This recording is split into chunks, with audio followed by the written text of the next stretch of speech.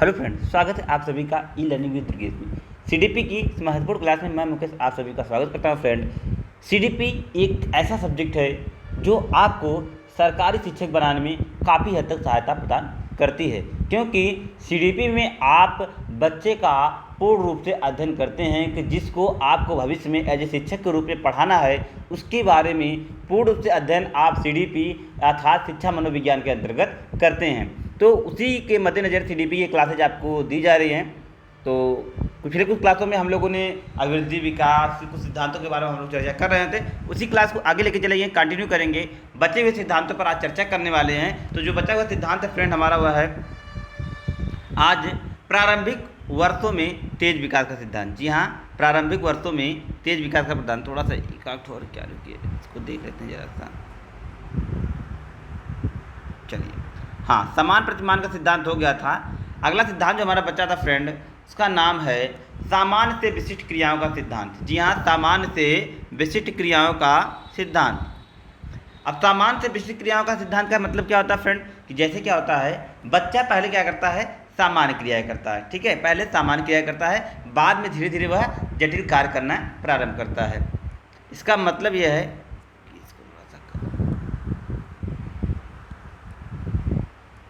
जी हाँ, मतलब बच्चा क्या है, पहले सामान्य क्रिया करेगा, उसके बाद धीरे धीरे वो विशिष्ट क्रिया करेगा। कहने का मतलब क्या होता है कि सबसे पहले क्या करता है बच्चा, क्या होता है, सामान्य सी प्रतिक्रिया दिखाकर क्या है, अपनी भावनाओं को व्यक्त करता है। धीरे धीरे उसकी जो प्रतिक्रिया है वो जटिल होती चली है। जैसे कह रहे हैं यहाँ पे देखिए, सबसे पहले उत्तेजना का अनुभव करता है बच्चा। क्या करता है, बाल शैशवावस्था में उत्तेजना का अनुभव करता है। जैसे क्या है, वह अपने भूख को, प्यास को रोकर व्यक्त करता है, चिल्लाकर व्यक्त करता है, हाथ पैर को पटक के व्यक्त करता है। लेकिन धीरे धीरे जैसे जैसे वह बाल्यावस्था में प्रवेश करता है, वह क्या करता है, चीज़ों को बताता है, चीज़ों को कहता है, मतलब अन्य प्रकार की प्रतिक्रियाएं देकर, सिंबल देकर वह बताता है कि मुझे भूख लगी है, मुझे दर्द हो रहा है, मैं बीमार हूँ। इस प्रकार की क्रियाएं करके वह अपनी भावनाओं को व्यक्त करता है।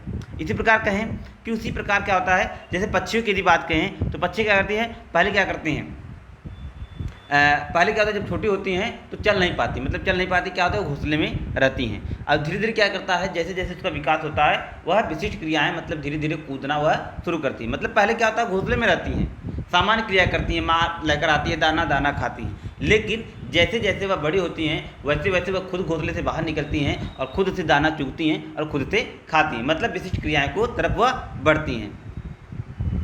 जी हाँ, इसीलिए बच्चों में यही प्रक्रिया होती है कि पहले वह सामान्य कार्यों को सीखता है, उसके बाद धीरे धीरे विशिष्ट क्रियाओं को सीखना प्रारंभ करता है। यदि आप शिक्षा में बात करें तो सबसे पहले क्या होता है, बच्चों को सरल से सरल चीज़ें बताई जाती हैं। जैसे यदि कक्षा 3 का बालक है, उसको सबसे पहले हम इकाई की अंक का जोड़ बताते हैं कि मतलब बेटा आप 6 + 5 जोड़ोगे तो कितना आएगा, तो बच्चा बताएगा 11। फिर धीरे धीरे उसको क्या है, हम हासिल वाले जोड़ की तरफ ले जाते हैं। इसी प्रकार हम बच्चों को आगे बताते हैं और सेम सिद्धांत उसके वृद्धि और विकास में भी लागू होता है।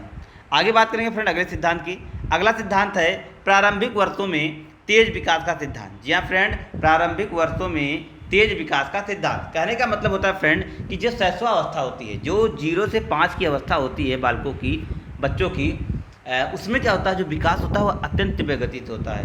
कहने का मतलब क्या होता है कि इस अवस्था में जितना विकास बालक का हो जाता है वह पूरे जीवन काल में नहीं होता है। कहने का मतलब क्या होता है कि सर्वाधिक विकास इसी अवस्था में बालक में हो जाता है। उसके पश्चात विकास तो होता रहता है, विकास तो एक अनवरत प्रक्रिया जो चलती रहती है, लेकिन शैशवा अपेक्षाकृत काफ़ी कम होता है। जैसे बाल्यावस्था में बिल्कुल सुसुप्ता हो जाता है, बहुत धीरे विकास होता है। किशोरावस्था में विकास की प्रक्रिया थोड़ी सी तेज होती है, लेकिन वह उस गति से नहीं होता है जिस गति से शैशवावस्था में उनमें प्रारंभ होता है। इसीलिए कहते हैं फ्रेंड कि प्रारंभिक वर्षों में जो बच्चों का विकास होता है वो अत्यंत तीव्र गति से होता है। इसी पर आधारित यह सिद्धांत है आपका, समझ लीजिए, कुछ नहीं है इसमें।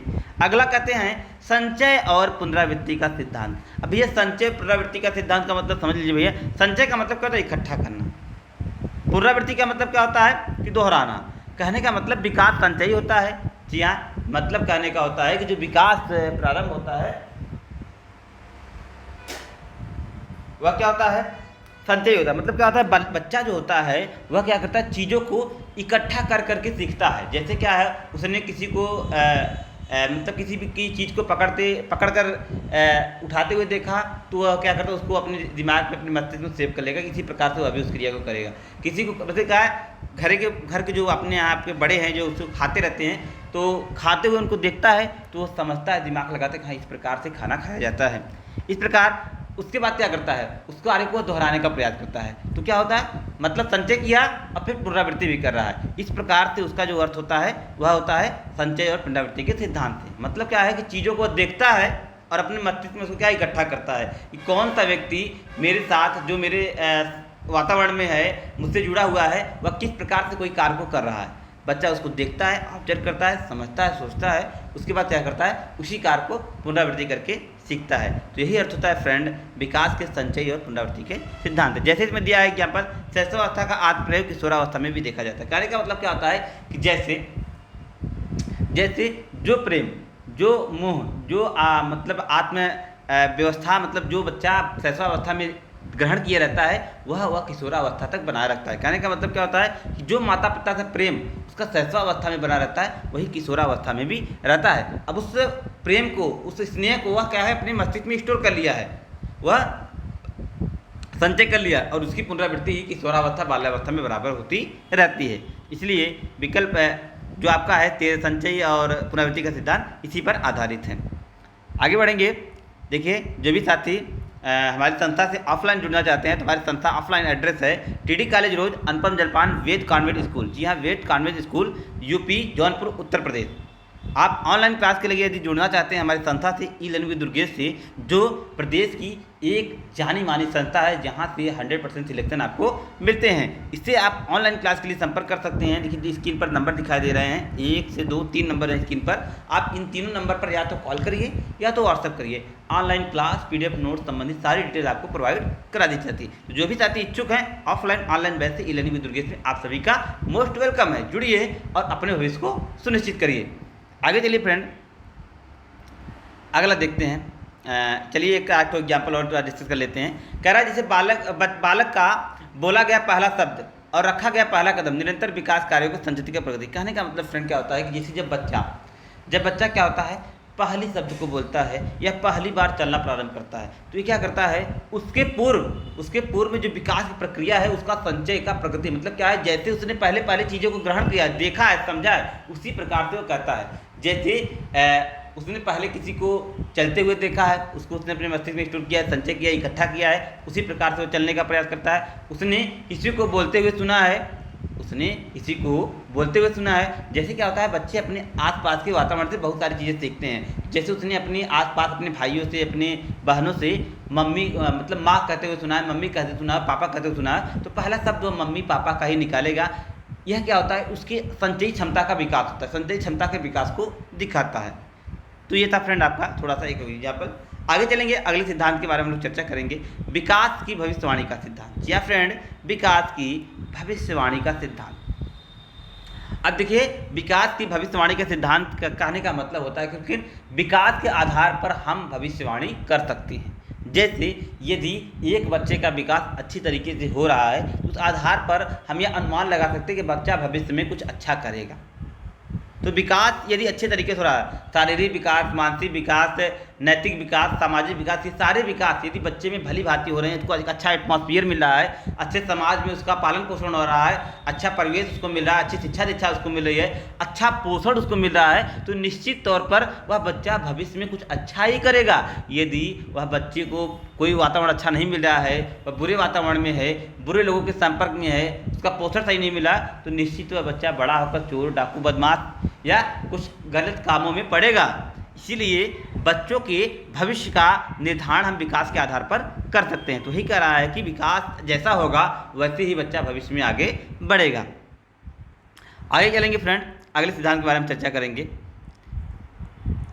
विकास परिपक्वता तथा सीखने की उपज है। विकास परिपक्वता तथा सीखने की उपज है। कहने का मतलब कह रहे हैं कि जन्म के बाद बालक विकास में प्रशिक्षण व परिपक्वता दोनों महत्वपूर्ण होते हैं। बालक में इन दोनों का अंतःक्रिया होती है। कहने का मतलब होता है फ्रेंड कि जो परिपक्वता होती है वह बालक में सीखने से ही आती है। जब बालक चीज़ों को सीखना प्रारंभ करता है तो जैसे जैसे वो चीज़ों को सीखता है वैसे वैसे वह परिपक्व होता है। कहने का मतलब क्या है, जब उसको जब उसको ध्वनि का ज्ञान होता है तो धीरे धीरे क्या है, वह चीज़ों को जब आगे बढ़ के जाता है अक्षर का, उसके बाद फिर शब्द का, फिर वाक्य का, फिर वह पूरी तरीके से लिखना और पढ़ना जानने रहता है। जैसे जैसे वो चीज़ों को जानता जाता है वैसे वैसे उसके अंदर मेच्योरिटी आती रहती है। इसी प्रकार कहते हैं कि परिपक्वता सीखने की उपज है। जैसे जैसे वह सीखेगा वैसे वैसे वह परिपक्व होगा। इन दोनों की अंतःक्रिया से ही एक बच्चे का पूर्ण रूप से विकास संभव है। यदि इन दोनों में अंतःक्रिया नहीं होगी तो बच्चा कहीं ना कहीं डिसबैलेंस हो जाएगा और वह समाज में समायोजित नहीं कर पाएगा। जब परिपक्वता और सीखने में आपस में सामंजस्य बना रहेगा, मतलब जो बच्चा सीख रहा है उसमें अपने आप को वह पूर्ण कॉन्फिडेंस दिखाएगा, मतलब पूर्ण तरीके से वह आत्मनिर्भर होगा, तभी तो आगे बढ़ पाएगा। जैसे यदि आपने बच्चों को जैसे 2 के बच्चे हैं, कक्षा 1 के बच्चे हैं, 4 के बच्चे हैं, यदि मान लीजिए बच्चों को हमने 2 का पहाड़ा करा दिया, जैसे हमने बच्चों के 2 का पहाड़ा याद करा दिया कि बच्चों 2 का पहाड़ा आप इस तरीके से याद कर लीजिए, तो बच्चा उस 2 के पहाड़े को सीख लिया, याद कर लिया। अब उसका प्रयोग यदि वह गुणा में कर पाता है तब तो वह परिपक्व होगा। अगर नहीं कर पा रहा, उसका मतलब ही नहीं समझ पा रहा, तो क्या परिपक्वता उसके अंदर है? तो मतलब सिखाई गई चीज़ का सही जगह पर यदि उपयोग कर पाता है तभी परिपक्वता संभव होती है, नहीं तो अन्यथा वह अनमेच्योरिटी उसमें बनी रहती है। आगे बात करेंगे फ्रेंड अगले सिद्धांत के बारे में। अगला सिद्धांत है विकास के सांस्कृतिक परिवर्तन से प्रभावित। सांस्कृतिक परिवर्तनों से प्रभावित होता है। कहने का मतलब फ्रेंड कि जो कल्चर होता है वो काफ़ी हद तक बच्चों के विकास को प्रभावित करता है। मतलब कहने का कि अलग अलग जगह के अलग अलग जो कल्चर हैं वह विकास में बाधा उत्पन्न करते हैं, वह प्रभावित करते हैं विकास को। जैसे क्या होता है कि बालक का जो विकास होता है वह सांस्कृतिक परिवर्तन अनुसार प्रभावित होता है। जैसे क्या होता है कि यदि क्या है उत्तर प्रदेश का बच्चा है और एक पंजाब का बच्चा है, तो वहाँ की जो उनका जो विकास होगा वह वहाँ के कल्चर के अनुसार से होगा। कल्चर के अनुसार मतलब जैसा वहाँ का सिस्टम होगा, जैसी वहाँ की व्यवस्था होगी, उस अनुरूप होगा। तो उत्तर प्रदेश वाले बच्चे का विकास कुछ दूसरे तरीके से होगा और पंजाब वाले बच्चे का दूसरे तरीके से होगा, हरियाणा वाले बच्चे का दूसरे तरीके से, क्योंकि उस पर कल्चर प्रभाव डालता है, उस पर समायोजिक प्रभाव डालता, सामाजिक जो प्रतिबंध है, जो सामाजिक क्या कह सकते हैं सामाजिक एक रूपरेखा है, उसका प्रभाव उस पर देखने को मिलता है। तो इस प्रकार उनके विकास में 19-20 का फर्क आ जाता है। जैसे आप देखते होंगे कि हरियाणा और पंजाब के बच्चे क्या होते हैं, मोटे मोटे होते हैं, लंबे लंबे होते हैं, और उसके बाद ज़्यादातर उनकी जो रुचि होती है खेलों में होती है। वही उत्तर भारत की यदि बात करें, उत्तर प्रदेश, दिल्ली या अन्य जो सटे ऐसे स्टेट हैं, यहाँ के बच्चे नाटी कद के होते हैं और व्यवसाय तथा नौकरी इन क्षेत्रों में ज़्यादातर उनका लगाव होता है। ये फ़र्क किसका है? ये वहाँ के समाज का है, वहाँ के कल्चर का, वहाँ की सोसाइटी का है, जैसी संस्कृति में उनका जो है पालन पोषण हुआ है, तो ये प्रभाव डालता है। आगे अगला और लास्ट सिद्धांत है विकास के आरंभिक बुनियाद का महत्वपूर्ण। विकास की आरंभिक बुनियाद महत्वपूर्ण है। कहने का मतलब फ्रेंड कि नींव जैसी होगी मकान वैसा होगा। जितना मजबूत आपका नींव होगा उतनी ही मजबूत मकान होगी। कहने का मतलब होता है कि जैसे आप विकास की प्रक्रिया प्रारंभ करते हैं, जैसे आप एक बालक की नींव को रखते हैं, वैसा ही वह बालक बड़ा होकर उतनी ही मजबूत दीवार, उतनी ही मजबूत छत के रूप में कार्य करता है। यदि आप नींव में ही उससे गड़बड़ी कर देते, मतलब उसके प्रारंभिक अवस्था में ही उसको सही तरीके से सही वातावरण नहीं दे पाते हैं, तो आगे चलकर उस पर वह मकान रूपी जो बालक व मकान रूपी जो वह मनुष्य तैयार होता है, उसमें कहीं ना कहीं जो है कमियां रहती हैं जो समाज के लिए अनुपयोगी सिद्ध होती हैं। तो वही कह रहे हैं कि विकास की आरंभिक नींव महत्वपूर्ण होती है। मतलब जैसे ही बालक का विकास प्रारंभ होता है वह सबसे महत्वपूर्ण होता है। उस समय में यदि आप बालक को समुचित सुविधाएं प्रदान कर पाते हैं तो वह बच्चा भविष्य में आगे चलकर अच्छी आदतें, अच्छे दृष्टिकोण, अच्छे व्यवहार को अपने अंदर ग्रहण कर पाता है, जिसको आगे आने वाले जीवन में वह इम्प्लीमेंट कर पाता है, प्रयोग कर पाता है, जो उसको पूरे जीवन में अपने आप को समायोजित करने में कहीं भी प्रकार की कठिनाई को सामना करेगी और उसकी सहायता प्रदान करेगी। यदि आपने प्रारंभिक में उसमें आदतों में, उसके व्यवहारों में यदि ध्यान नहीं दिया तो बच्चा कुछ समायोजित हो जाएगा, अर्थात उसका जो व्यवहार होगा वह समाज के अनुरूप नहीं होगा। ये था फ्रेंड विकास के आरंभिक बुनियाद का महत्वपूर्ण नामक सिद्धांत। तो इस वीडियो में फ्रेंड इतना ही। अगले वीडियो में हम लोग चर्चा करने वाले हैं विकास की अवस्थाओं के बारे में। आई होप ये वीडियो आपको अच्छा लगेगा। मिलते हैं अगली क्लास में, तब तक के लिए best of luck, thank you, good bye.